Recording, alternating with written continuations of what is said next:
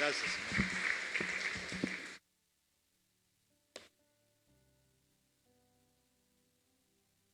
Buenas noches, hermanos, que el Señor bendiga. ¿Cómo están? ¿Cómo se sienten esta noche?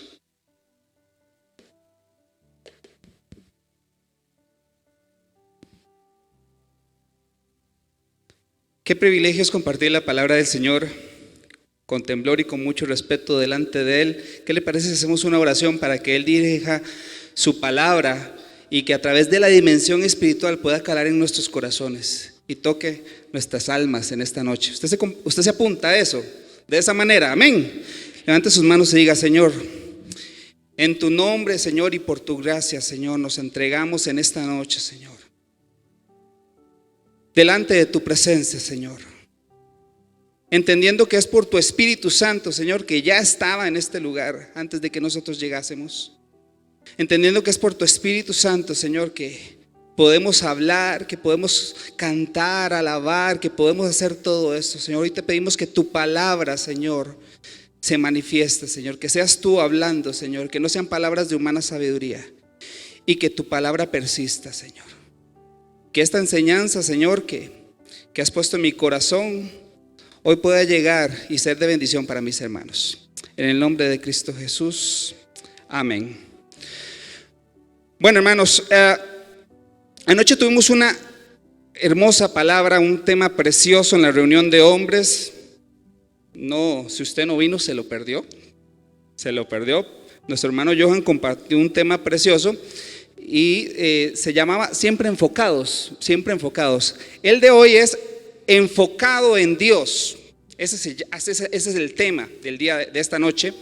Y cuando lo inicié pensando más bien como en un estudio, y haciendo el estudio tuve que dividirlo en tres. Y enfocado en Dios, el llamamiento; enfocado en Dios, crónicas de una desobediencia; y enfocado en Dios, en guerra avisada.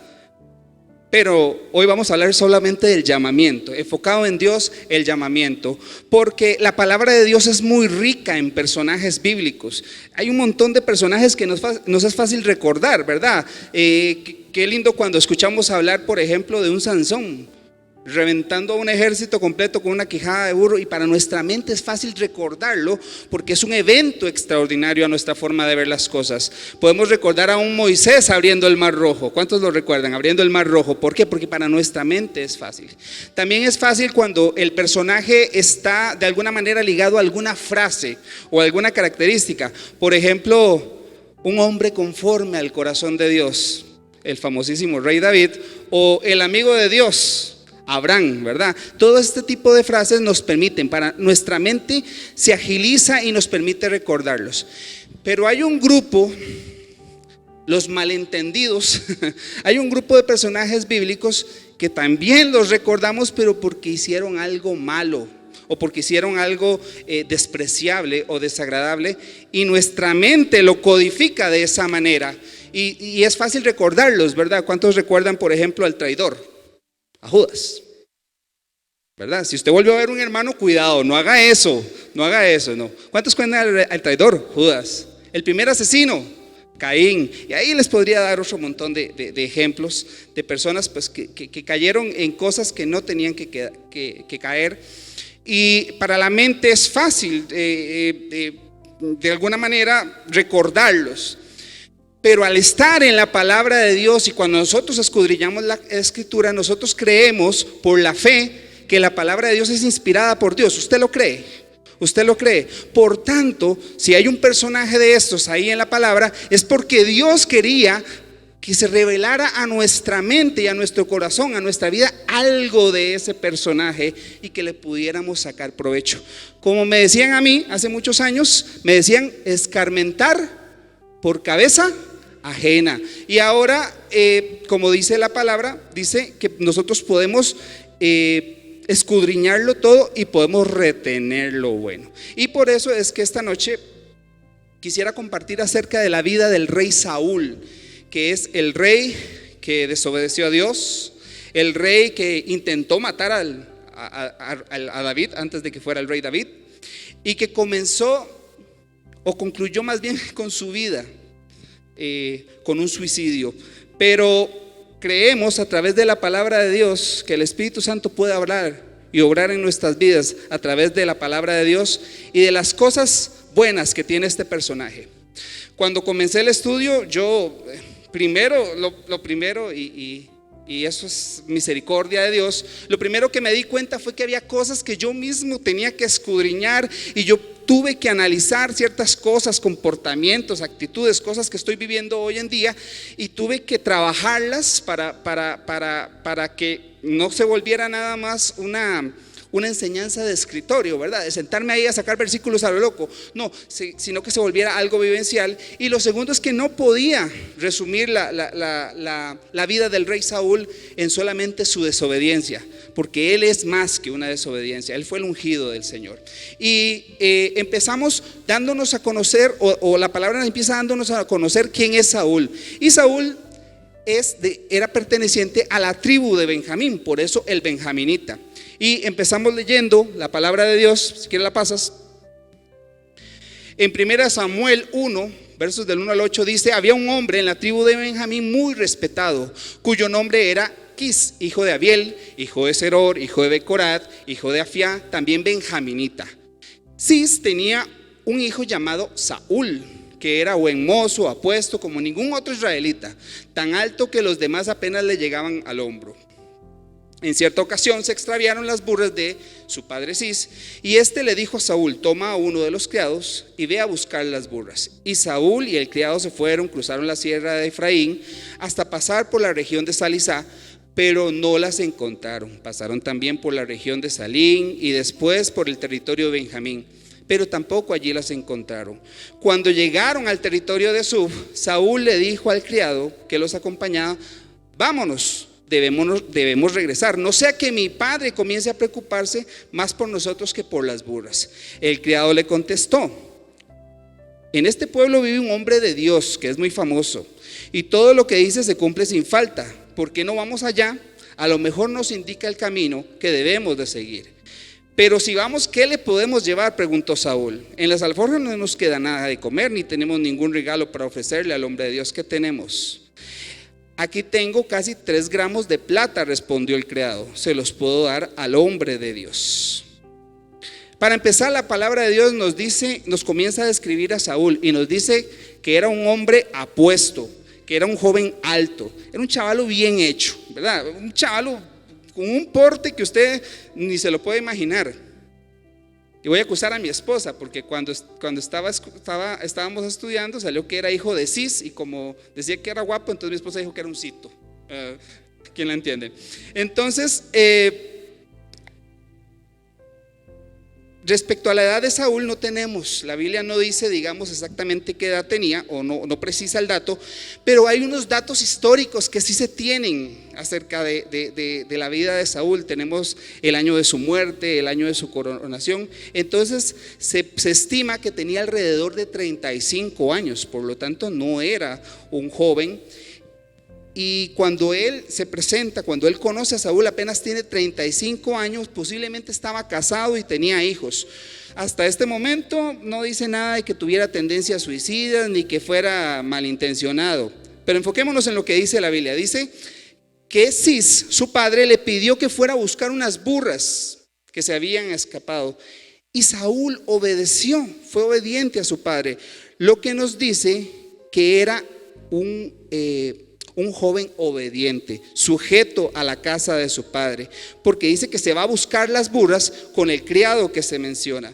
También podemos ver que es un joven analítico y prudente, o por lo menos que tenía sentido común, porque dice la palabra que en algún momento él dice: debemos regresar, no sea que mi padre comience a preocuparse más por nosotros. Entonces eso habla de que es una persona que está en todas, que no tiene esa inmadurez. Como cuando uno era chiquillo, ¿a usted nunca le pasó que usted era chiquillo y lo mandaban a comprar pan y se quedaba mejengueando? A nadie le pasó, solo a mí. Y se quedaba uno mejengueando y llegaba la mamá y lo llevaba a chancleta limpia. Bueno, mi abuela llevaba palo de ciprés allá de la zona de Los Santos, entonces llevaba palo de ciprés y lo llegaba a recoger a uno con el chilillo porque nos habíamos quedado mejengueando y había que comprar el pan. O sea, no estimábamos la inmadurez. Siendo niños, eso es lo que dice que éramos niños, y los niños no están pensando en que mamá se va a preocupar, en que papá se va a preocupar. También la Biblia describe con detalle la búsqueda que hace Saúl y el criado. Y lo hace para que nosotros entendamos todo lo que pasó y todo el tiempo que ellos vivieron buscando a las burras antes de decir debemos regresar. De hecho, el que quería regresar era el criado, ¿va? Porque era el que andaba buscando atajos. Por eso dijo que había un hombre de Dios que les podía dar el camino. Pero resulta que Saúl no. Saúl se tomó la búsqueda en serio. Era un hombre responsable. Se tomaba las cosas con seriedad. Él sabía la importancia de que tenían las burras para su padre, para la casa de su padre. Él, a tomar la búsqueda con seriedad, él demostró seriedad.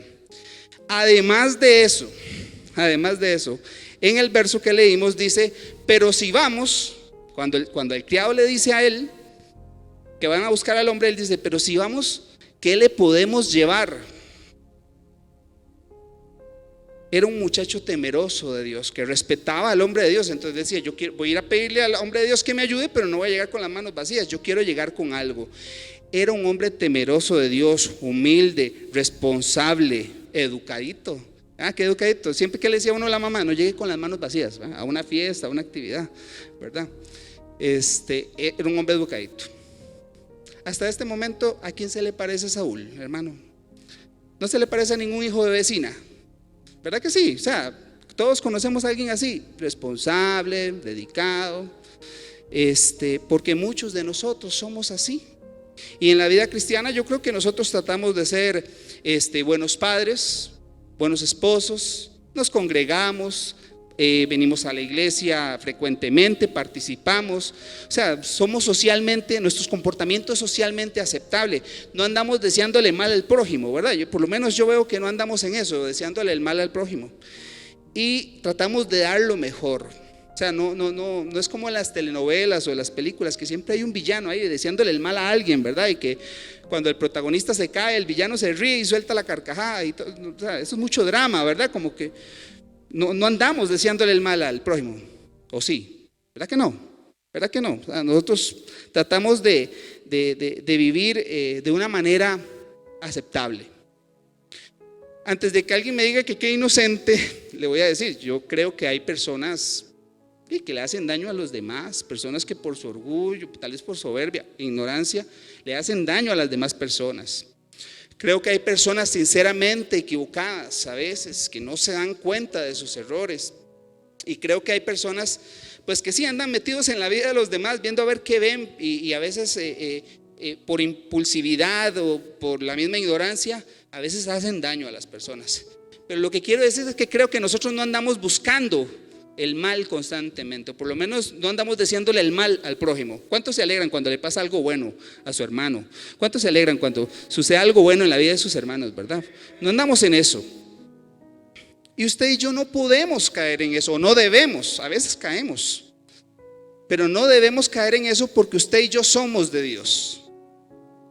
¿Cuántos son de Dios? Digan amén. Usted y yo somos de Dios, y los que somos de Dios, dice que la palabra que escuchamos y entendemos la palabra de Dios. Y dice la palabra de Dios que nosotros debemos de ver primero la paja que está en nuestro ojo antes de andar viéndole la viga que tiene el hermano, en Lucas 7. Y de la misma manera que Saúl fue elegido por Dios, usted y yo tenemos una misión. Y la misión es la responsabilidad de ser luz, la responsabilidad de ser un reflejo de Dios, del Dios que adoramos, cuando levantamos las manos, cuando cantamos, cuando pandereteamos, dicen por allá afuera. También tenemos la obligación de ser luz, de ser reflejos de ese amor, de modelar al mundo la misericordia, no la religión, la misericordia de Dios. Cuando yo modelo al mundo la misericordia de Dios, yo puedo decirle al mundo que yo soy luz. Porque dice la palabra de Dios en Lucas 11: nadie enciende una lámpara para luego ponerla en un lugar escondido o cubrirla con un cajón, sino que la pone en una repisa a fin de que los que entren tengan luz. Tus ojos son la lámpara de tu cuerpo, tu visión es clara, todo tu ser disfrutará de la luz. Pero si está nublada, todo tu ser estará en oscuridad. Y vea cómo termina con un consejo. Asegúrate de que la luz que crees tener no sea oscuridad. Lo primero, hermano, es usted es luz. Usted es luz, amén. ¿Cuántos son luz? Entonces usted es luz, no se esconda. ¿Por qué se esconde? ¿Por qué se esconde? Dice Lelutier. ¿Por qué se esconde? Si usted es luz y el Señor quiere que usted se muestre, por eso el Señor lo pone en un lugar donde usted sea visible. Eso quiere decir que usted tiene la responsabilidad de modelar. Y desgraciadamente, pues a veces caemos en comportamientos o situaciones que no nos permiten modelar correctamente. Pero resulta que a la luz de la palabra, Dios dice que Él quiere tenernos en un lugar alto para que la gente nos vea, para que seamos luz. No para que nos escondamos, no para que nos tapemos, todo lo contrario, para que seamos luz a los demás. ¿Usted me entiende lo que yo quiero decirle? Bueno, se lo dice el Señor, dice, asegúrate que la luz que crees tener no sea oscuridad. Hoy esa palabra es para cada uno de nosotros. Alguien me va a decir, o alguien me podría decir, es que estás revolviendo el Nuevo Testamento con el Antiguo y que empezaste con Saúl y ahora vas por Lucas. No tiene nada que ver, porque el mismo Dios del Antiguo Testamento es el mismo Dios del Nuevo Testamento. Y el mismo Dios que te decía, yo tengo planes de bien y no de mal para ti, es el mismo Dios que te decía, con amor eterno te he amado y por eso te extendí mi misericordia. Es el mismo Dios que hoy te dice, yo he venido para que tengas vida y para que la tengas en abundancia. Ese es mi Dios, el Dios que yo alabo, al Dios que yo tengo que reflejar. ¿Cuántos lo creen? Amén. En el siguiente punto, en el versículo 15, que es cuando Saúl es ungido, dice que un día antes de que Saúl llegara al Señor, el Señor le había hecho la revelación a Samuel: mañana a esta hora te voy a enviar un hombre de la tierra de Benjamín, lo ungirás como gobernante de mi pueblo, Israel. Voy a hacer para taparla tan fuerte.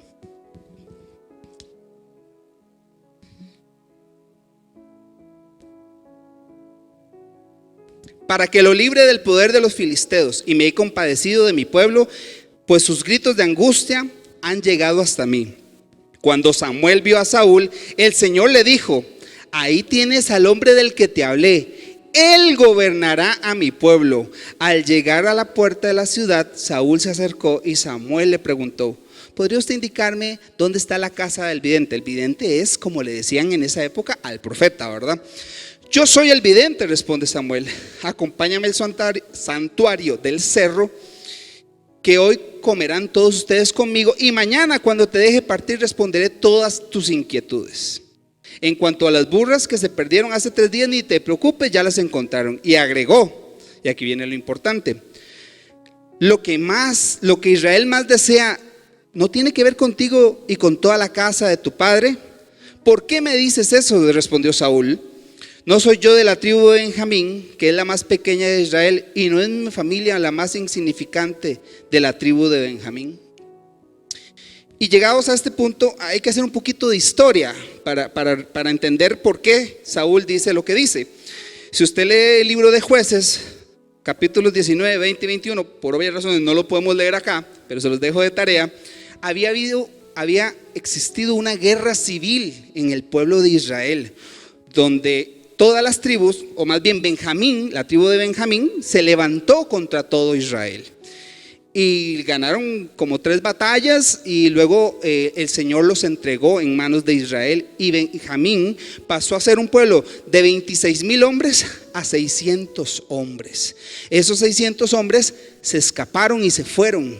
Y en algún momento, tendrías que leer todos los 3 capítulos que les mencioné, en algún momento el pueblo de Israel llora a Benjamín y lo perdonan a su hermano Benjamín y lo reciben nuevamente en el pueblo de Israel. Pero pasaron de 26,000 hombres a 600 hombres. Cuando hablo de 26,000 hombres, me refiero a 26,000 hombres con toda su familia. Cuando hablo de 600 hombres, son 600 hombres únicos, solitos, solteros, de hecho. Y y se convirtió en la tribu más pequeña. Por eso es que Saúl dice: no soy yo de la tribu de Benjamín, que es la más pequeña de Israel. Es un acto de humildad, es un acto de reconocimiento que el pasado no le da para ponerlo en el currículo, ¿verdad? O sea, el pasado lo está marcando. Mira, yo soy de la tribu de Benjamín. Es un acto de humildad. Lo que quiero decir con esto es: Saúl no sube al trono creyéndose el papá de los tomates, no sube al trono creyéndose omnipotente. Todo lo contrario, él va entendiendo que él era el menos calificado para esa misión que Dios le estaba pidiendo. Es un acto de humildad. Y yo creo que aquí podemos ver también que, si usted se pone a analizarlo un poquito, o por lo menos es una opinión fuera de todo esto, gran parte de los problemas que vivimos hoy en día es por falta de humildad, falta de ser fieles en lo que consideramos poco. Yo lo veo mucho en redes sociales, se ve un montón en trabajo, en los chats a veces que son muy públicos y cosas así, gente quejándose, por ejemplo, de sus empleadores, hablándose mal del trabajo donde todavía están. Digamos que entiendo a los que hablan mal del trabajo donde ya no están, pero hablando mal del trabajo, criticando a sus empleadores, gente criticando a sus líderes, gente criticando a las personas que pues los dirigen de alguna u otra manera, y gente quejándose y jugando de resentida, no sé cuál es la palabra correcta, pero como desvalorándose, diciendo no me dan mi lugar. Personas que dicen: es que lo que ese hace, yo lo puedo hacer mejor, pero lo pusieron a él. Gente, inclusive a veces hasta damos como una actitud como de resentidos, como para que las otras personas se sientan obligadas a incluirnos en lo que nosotros creemos que es el lugar que nosotros nos merecemos. Y realmente yo creo que eso es un desorden en nuestro corazón. Cuando yo tengo ese tipo de actitudes, he entendido que es un desorden en mi corazón y que necesita ser trabajado por el Espíritu Santo en primer lugar. Y luego de caer, hay que caer en cuenta de nuestra mala actitud y, como decía Pablo, venciendo al mal con bien e iniciar el cambio.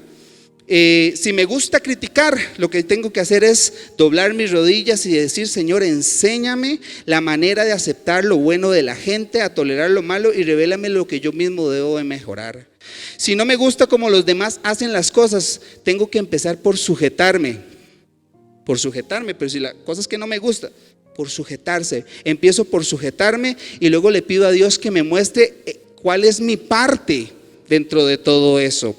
Y si estoy en un lugar donde creo que no me están dando mi lugar, lo primero que tengo que hacer es pedirle a Dios que me ayude a cultivar una actitud de agradecimiento y humildad, porque ahí va a empezar todo lo demás. Ser fieles en lo poco, ser fieles en lo poco. Porque muchas veces las cosas que yo estoy aportando son negativas y estoy siendo de maldición en vez de bendición. Y le voy a decir algo que no es popular, pero muchas veces lo que me destruye tiene la raíz en mi propio corazón. La raíz está en mi propio corazón y a veces no nos gusta, y eso no se lo digo yo. Vea lo que dice la palabra en Jeremías 7, dice: así dice el Señor Todopoderoso, el Dios de Israel: junten sus holocaustos con sus sacrificios y cómanse la carne. En verdad, cuando yo saqué de Egipto a sus antepasados, no les dije nada ni les ordené nada acerca de holocaustos ni sacrificios. Lo que sí les ordené fue lo siguiente: obedézcanme. Así seré yo su Dios y ustedes serán mi pueblo. Condúzcanse conforme a todo lo que yo les ordené, a fin de que les vaya bien.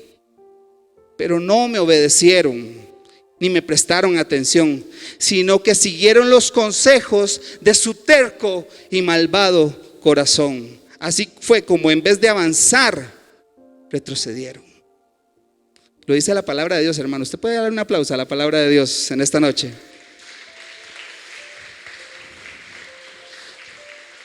Y es que es una realidad. A veces A veces no, la palabra de Dios dice, lo que no quiero hacer, eso hago. En lo que no me quería convertir, en eso me convierto. Eso dice la palabra de Dios. Entonces a veces creemos que la forma es presionar a los demás, o que la forma es hacer, y realmente es sujetarnos y buscar la humildad en nuestros corazones. Amén. Saúl también vivió un proceso de transformación. Dice en el verso 9 del capítulo 10, dice: cuando Saúl se dio vuelta para alejarse de Samuel, Dios le cambió el corazón. Ese mismo día se cumplieron todas esas señales. En efecto, al llegar Saúl y su criado a Gibea, un grupo de profetas le salió al encuentro. Entonces el Espíritu de Dios vino con poder sobre Saúl, quien cayó en trance profético junto con ellos.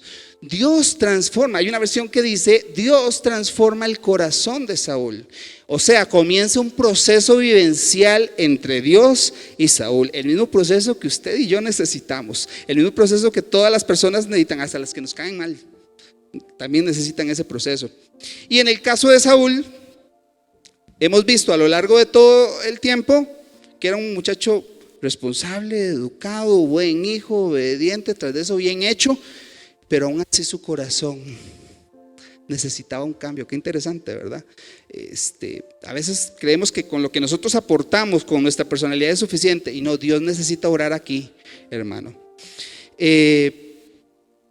La Biblia no dice que fue Samuel, dice que fue Dios quien le cambió el corazón. Y en ese momento Saúl tenía todo para convertirse en un gran rey. Tenía el respaldo de Dios, tenía una alianza con Samuel, que quien quita una pata es una buena pata. Y todavía más adelante en el en el versículo 13, Saúl da una muestra de su nuevo yo, cuando dice: cuando Saúl acabó de profetizar, subió al santuario del cerro. Su tío le preguntó a él y a su criado: ¿y ustedes dónde estaban? Andábamos buscando las burras, respondió Saúl, pero como no dábamos con ellas, fuimos a ver a Samuel. Cuéntame lo que les dijo Samuel, le pidió el tío. Se le olvidaron las burras al tío, y de una vez le dijo: cuéntame lo que les dijo Samuel. Y dice: nos asegura que ya habían encontrado las burras. Sin embargo, Saúl no le contó a su tío lo que Samuel le había dicho acerca del reino. Oiga, en la época de las redes sociales no podemos esperar nada ya para poner la selfie, ¿verdad? Y él se lo reserva.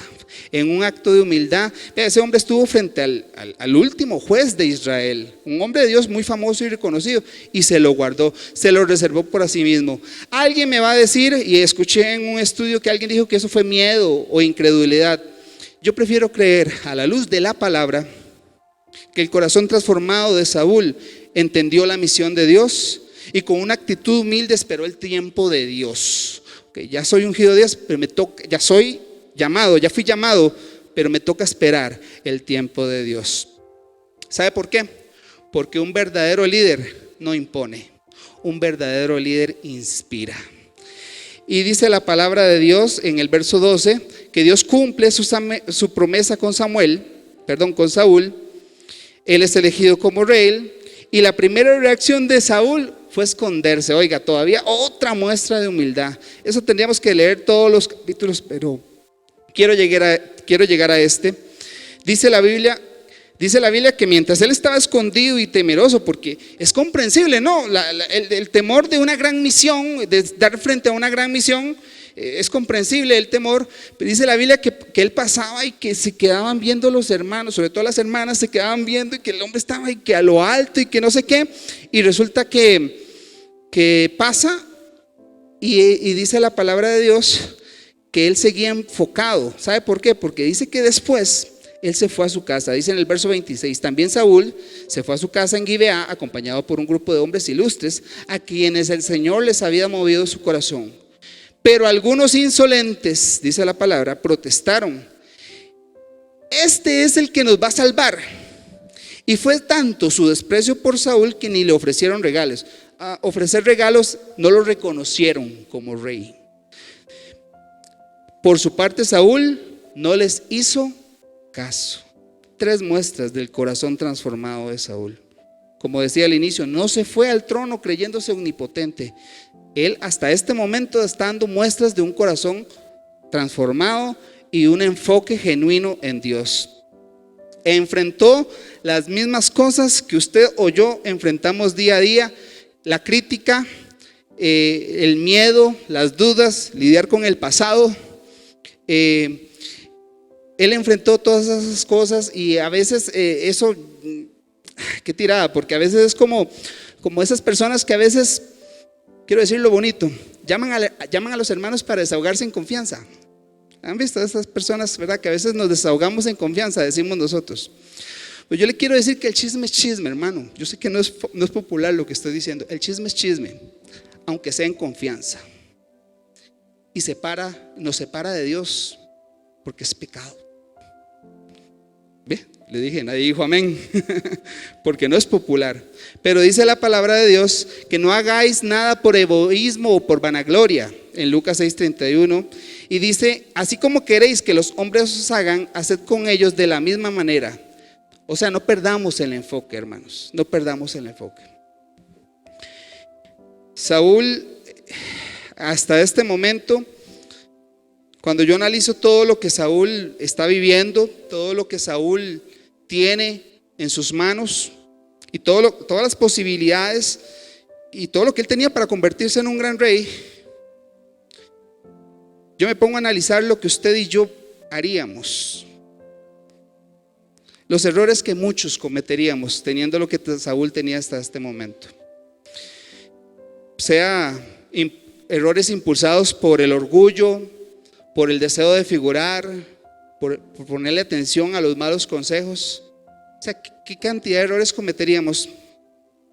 Y se los dice a alguien que pues, es el mejor ejemplo de eso. Hace más o menos 15 años,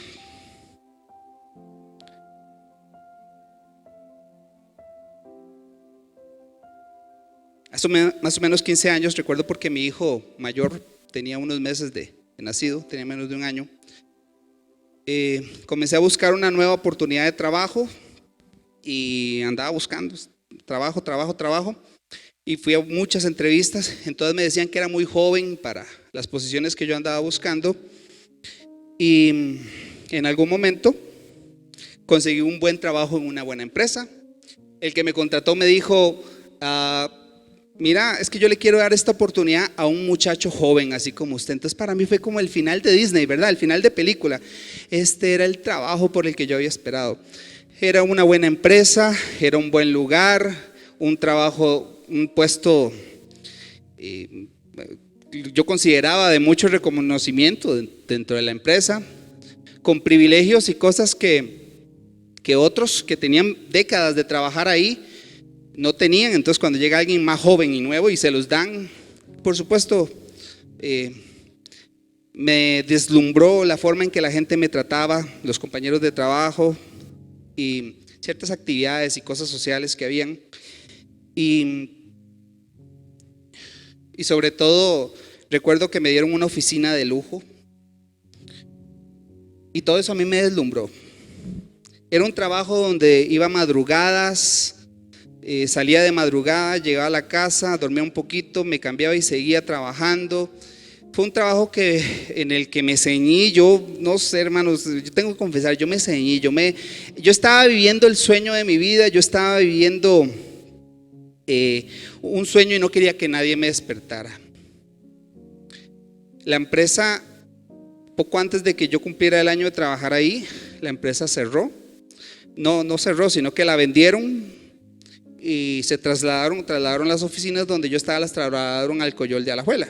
Como los nuevos dueños ya tenían a alguien que hacía lo que yo hacía, entonces me despidieron, me pagaron todo y más y me despidieron. Hermanos, nunca me habían despedido hasta ese momento, nunca me habían despedido, y fue un golpe muy fuerte para mí, para mi orgullo. Cuando llego a recoger a mi esposa y a Sergio, que estaba bebé, esa noche, cuando ella se monta al carro, la vuelvo a ver y le digo que le vuelvo a ver así. Ella se sienta, se acomoda y la vuelvo a ir y le digo, mira, te tengo que decir algo, me despidieron. Mano, yo juré que ella me iba a decir, ay amor, pero ¿por qué? ¿Qué pasó? Y mira, tranquilo, a los que aman a Dios, al que es tonto ni yo lo quiero, no sé, algo. Yo pensé que me iba a decir algo para mejorar mi situación anímica en ese momento. Ella me vuelve a ver, mi esposa, chica sabia, me vuelve a ver y me dice,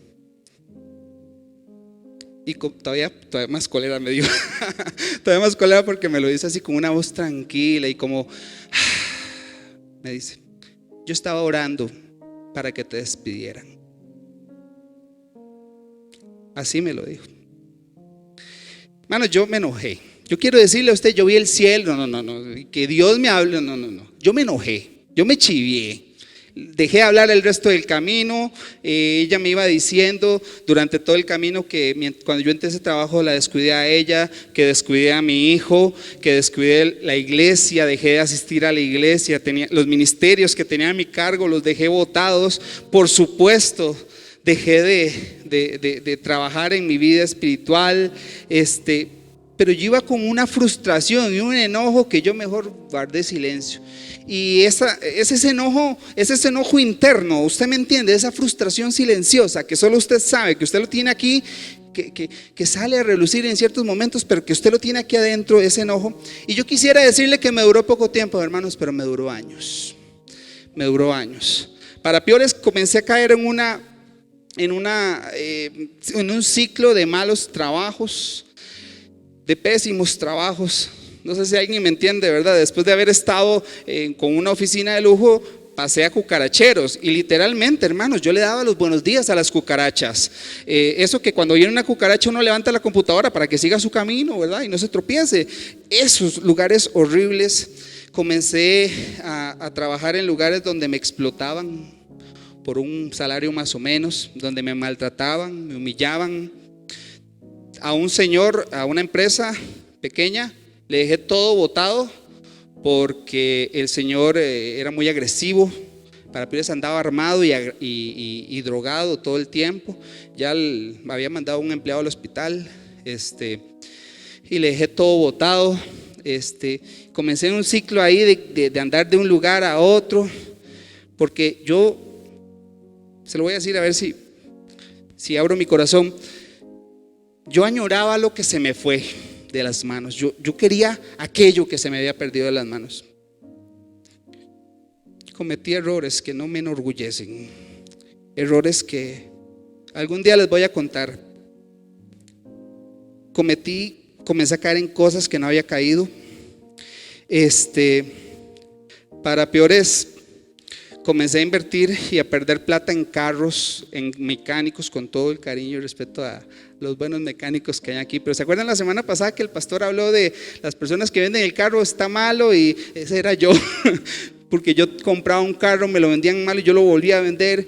Los mecánicos me sacaron plata, gasté plata en mecánicos, cualquier cantidad. Los ahorros se me fueron, me costaba conseguir trabajo, porque para unos me decían, si buscaba cualquier trabajo me decían que estaba muy sobrecalificado, y en los que estaba calificado me decían que estaba muy joven. Entonces me costó mucho conseguir. Una noche tuve una crisis porque mi hijo mayor, que era bebé, estaba enfermito, creo que era una tos o algo, y había una medicina que había que comprar y yo no tenía 5,000 colones para comprar la medicina. No tenía tarjetas, las tenía al borde. No tenía gasolina para echarle el carro, para ir a la farmacia, para nada. Llamamos a la farmacia, me dicen, sí, aquí tenemos la medicina, pero ya casi cerramos. Entonces yo vivía en Villas de Ayarco. Salí corriendo de mi casa a la casa de mi mamá, donde me prestaron 5,000 colones, que eso es otra historia. Y de ahí me fui corriendo a la farmacia. Yo iba, bueno, no sé si lo notan, pero yo no corro ni las cortinas, entonces yo iba jadeando, cansado, chiva por toda la situación, ¿verdad? Y todo el asunto. Llego a la farmacia, cuando llego están bajando la cortina y me dicen que ya hicieron el cierre y que no me podían vender la medicina porque habían hecho el cierre. Les lloré, no sé, me vieron medio loco. Y para resumir, antes de que me saquen la amarilla, me vendieron la medicina. El trayecto de la farmacia a mi casa, hermanos, eran tipo 9 de la noche. Yo tuve una crisis emocional, yo iba llorando. No sé si era angustia, no sé si era temor, no sé si era enojo, pero había algo.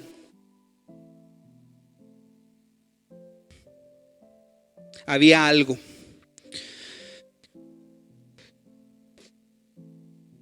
Para resumirle, hermano, después de eso me fui a trabajar 3 meses a Jacó. Conseguí una opción ahí, me fui a trabajar 3 meses a Jacó. Mi esposa tenía 6 meses de embarazo, Sergio ya tenía casi 3 años.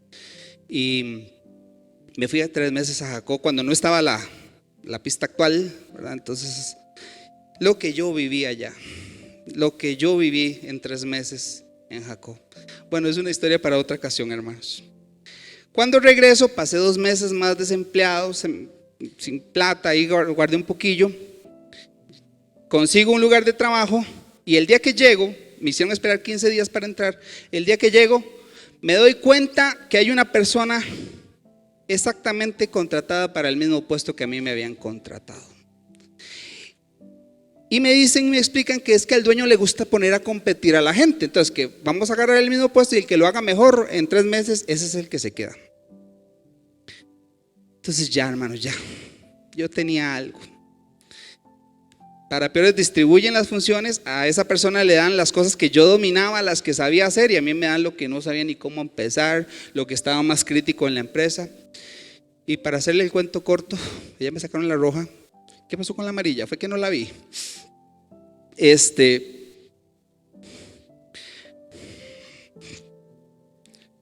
Yo me fui al baño de la empresa, me encerré y caí de rodillas como nunca había caído hasta ese momento. Y después de tanto tiempo de no hablar con Dios, porque Dios se había convertido en un extraño para mí, o más que un extraño, se había convertido como en un viejo conocido. ¿Usted me entiende? Una persona de la que uno habla, pero con la que nunca habla. Y caí de rodillas. Y yo le pedí a Dios que yo aceptaba todas las consecuencias de mis actos y de mi pecado, que yo aceptaba todo lo que estaba pasando, que yo le pedía perdón, pero que yo sobre todas las cosas en ese momento lo que yo necesitaba era paz. Y yo le pedía así: Señor, yo necesito paz. Yo sé que tú me vas a levantar y todo lo que, pero necesito paz. Ayúdame enfrente de esto porque no sé ni qué hacer ya. Hermanos, no sé cómo, pero Dios me dio paz en ese momento, ahí en el baño, encerrado de rodillas. Dios me dio paz y era lo que yo necesitaba en mi corazón en ese momento.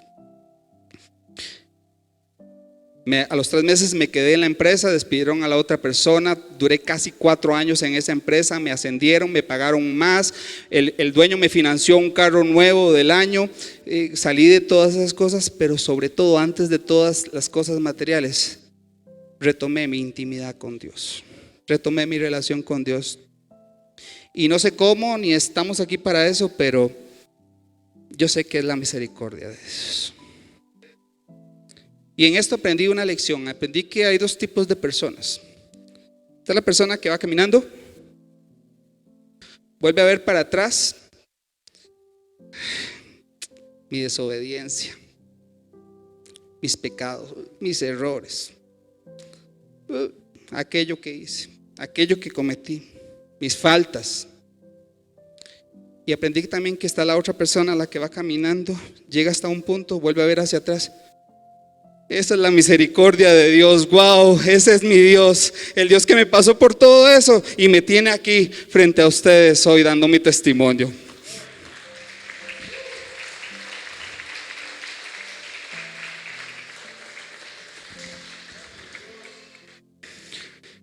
Mientras los chicos de la música van pasando, quiero compartir 3 consejos bíblicos. Solo los voy a mencionar. 3 consejos bíblicos para mantenernos enfocados en Dios.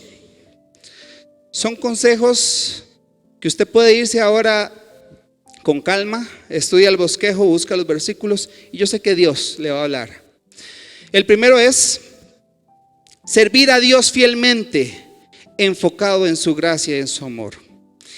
Este es el discurso, o es parte del discurso que da Samuel el día que él se despide del pueblo como juez de Israel para entregarle el paso a Saúl, el nuevo rey. Dice, verso 20, no teman, replicó Samuel, aunque ustedes han cometido una gran maldad, no se aparten del Señor.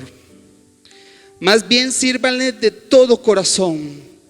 No se alejen de Él por seguir a ídolos inútiles que no los pueden ayudar ni rescatar, porque no sirven para nada. Por amor a su gran nombre, el Señor no rechazará a su propio pueblo. De hecho, Él se ha dignado hacerlos a ustedes su propio pueblo.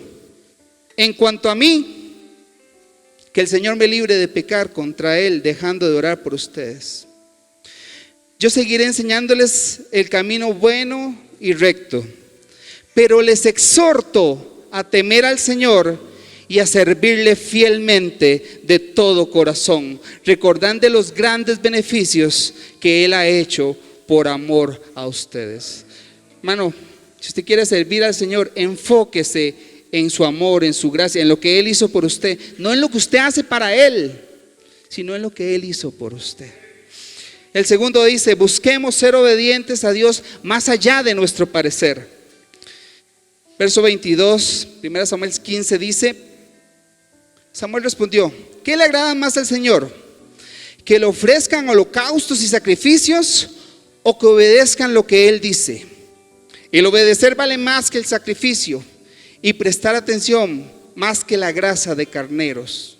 La rebeldía es tan grave como la adivinación y la arrogancia como el pecado de idolatría. Decíamos al inicio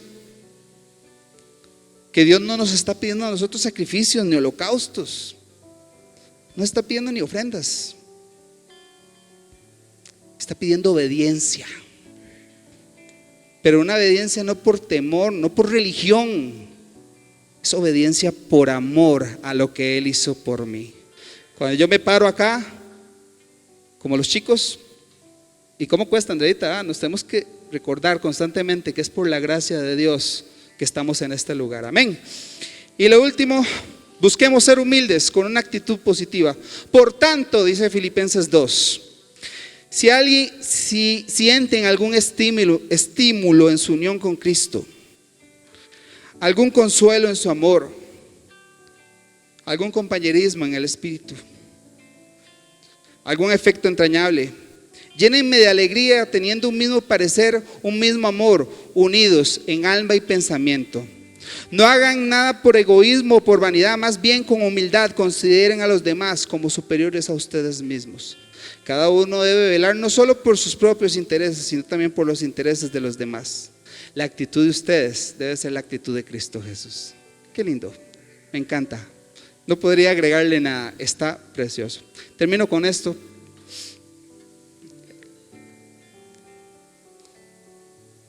Dice la palabra de Dios, porque los dones y el llamamiento de Dios son irrevocables. Por tanto, Dios te está llamando, Dios te llama. El pasado y tus errores no pueden definirte como cristiano. Tú eres su hijo, Él te ama y su llamamiento es irrevocable. En esta noche yo no sé lo que usted esté pasando, yo no sé lo que usted esté viviendo, no sé por qué situación. Tal vez usted viene caminando por la calle con una frustración. Tal vez no le quisieron vender la medicina. Tal vez algo se le fue de las manos. Tal vez Dios está pidiendo que te encierres y caigas de rodillas. Eso es lo que Dios quiere al fin y al cabo. Tu corazón, tu intimidad. Él no le interesa lo que yo tengo. Dígale a una persona que la bendición de Dios está en tener carro nuevo cuando esa persona no tiene 5,000 pesos para comprarle una medicina a su hijo. La bendición de Dios no está en lo material, está en su gracia y en su amor, y que por ese amor, dice la palabra, extendió su misericordia para que un día usted estuviera frente a Él y pudiera hablar con Él y reconciliarse en su amor. Esta noche es una noche de reconciliación. ¿Qué le parece si se pone de pie?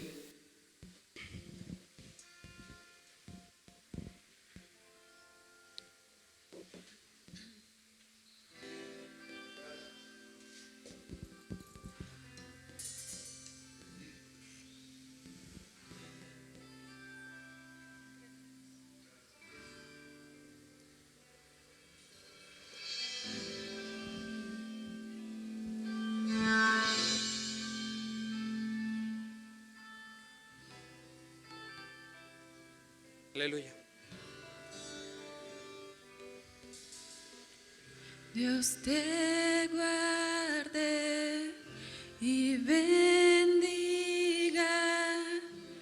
que extienda su amor y te muestre favor. Dios te mire con agrado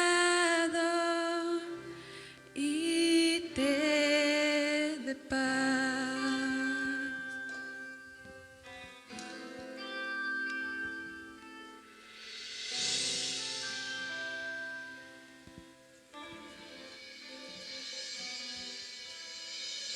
Dios te guarde y bendiga,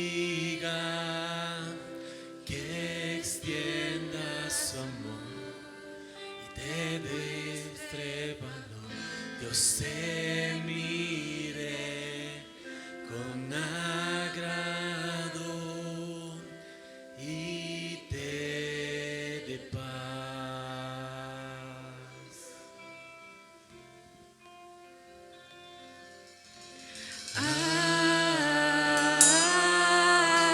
Amén, amén, amén,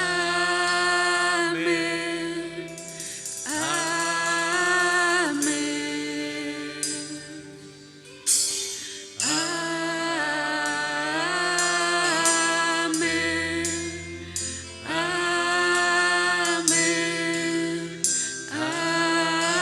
amén. Dios te guarde y bendiga, que extienda su amor y te muestre favor. Dios te mire con agrado y te dé paz.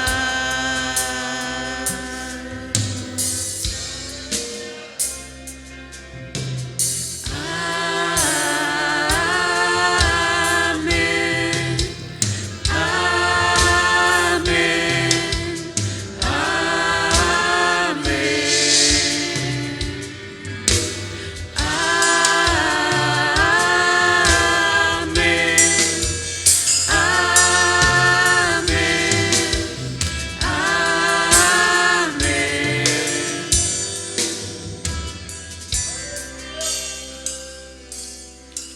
Hoy delante de Dios nos postramos delante de ti, Señor. Reconocemos tu amor y tu gracia, Señor.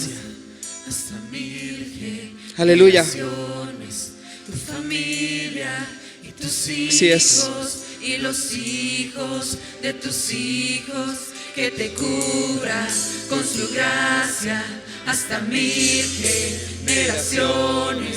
Tu familia y tus hijos y los hijos de tus hijos, que te cubra con su gracia hasta 1000 generaciones. Tu familia y tus hijos y los hijos de tus hijos, tu presencia te acompañe donde quiera que tú vayas, te lleve, te rodee, va conmigo de mañana y de noche, entrada y salida. Él te ama, alegría, Él te ama, Él te ama. Amén. Dile amén.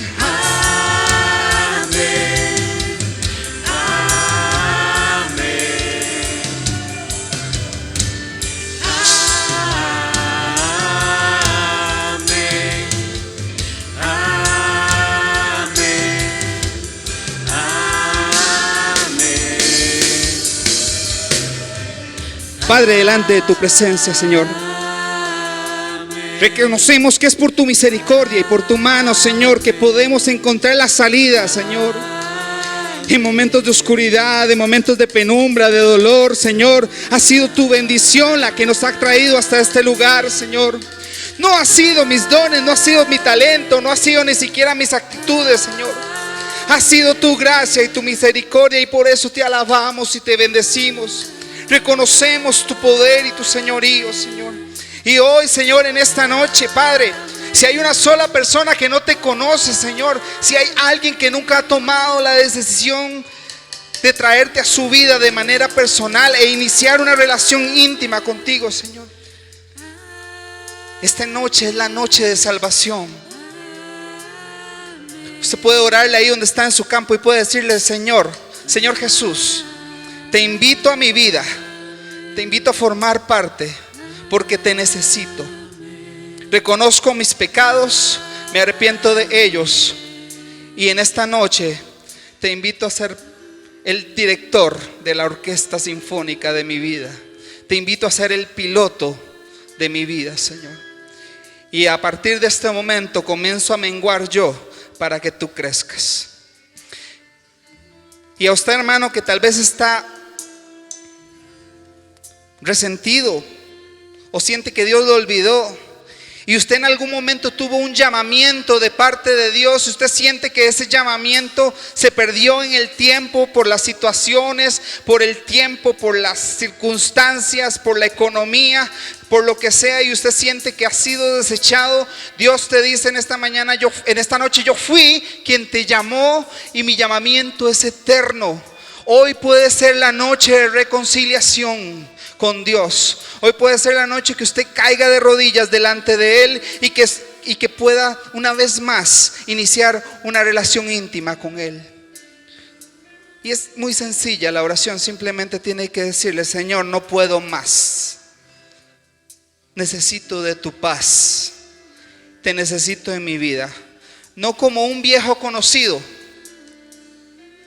Yo necesito que tú te conviertas mi sustento, en mi día a día, en mi Padre, en todo lo que yo haga, en todo lo que me planteo hacia el futuro, reconociendo que el pasado es el pasado, pero que tú bendices mi presente y me guías hacia el futuro.